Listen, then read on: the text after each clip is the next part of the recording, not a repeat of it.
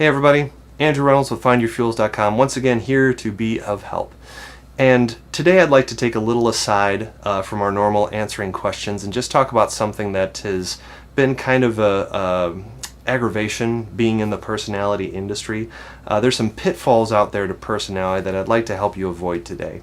And we're just going to go to a couple extremes and help you find yourself in that perfect middle so you can actually get some good use out of this. First of all, in the extremes of personality and how we approach it, the most universal and the most institutionalized is to get rid of personality. That your job is not about what you want or who you are, it's about what other people want. And there's some truth to that. However, being human and not being robots, if I wake up one person and I have to show up another person, I don't really want to do that.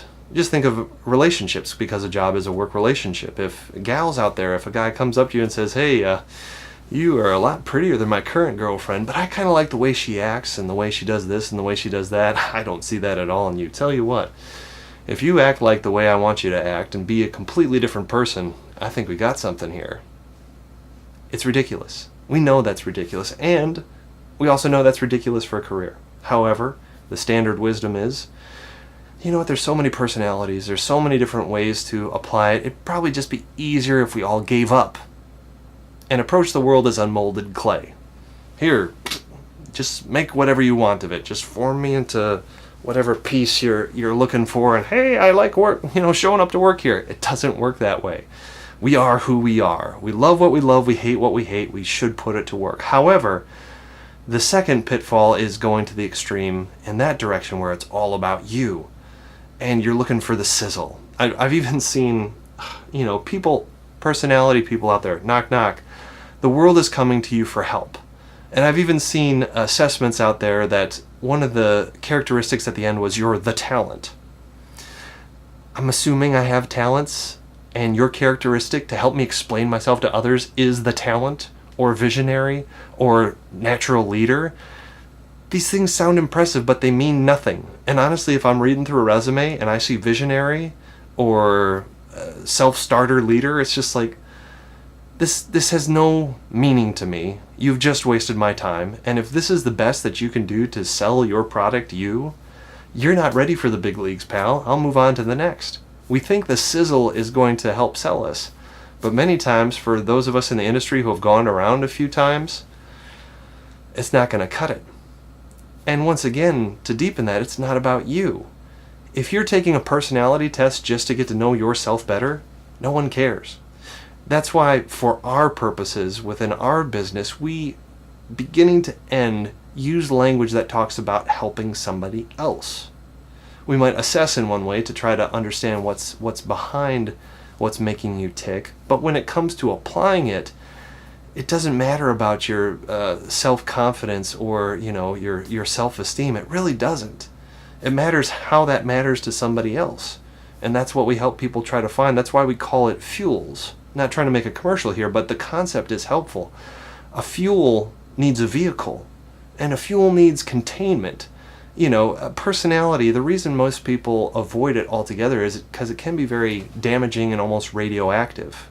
We all know enough of radioactivity to understand that if I grabbed a piece of radioactive material and shoved it in my pocket, I'd initially become uncomfortable, then become sick, and probably eventually die. Personality has that same kind of characteristics where it's something that could power a city, and it's something that could blow up half the ocean, but it could still power half a city. So instead of burying it, instead of becoming that blank canvas, and instead of holding it out in the open where it can cause just a lot of damage, let's focus it. Now, I'm guessing that if that radioactive piece had a personality, it probably wouldn't feel the best about being contained and, within thick walls. But really, that's the way it works. Personality has no profit unless it's focused.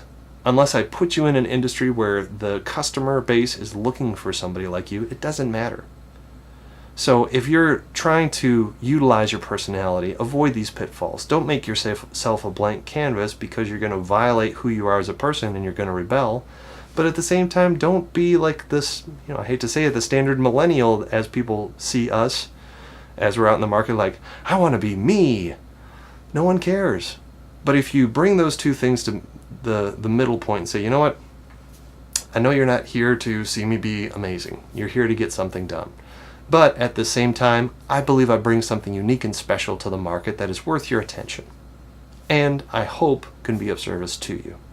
Now that is powerful. So hopefully we've helped you avoid a few common personality pitfalls. If you have any questions, of course, as always, leave them below. Subscribe so you can get first crack at these videos. And of course, please share these with your friends. Be the first person to help them be introduced to a wealth of information that we provide for you here every week. Thank you so much. Have a great week. Bye.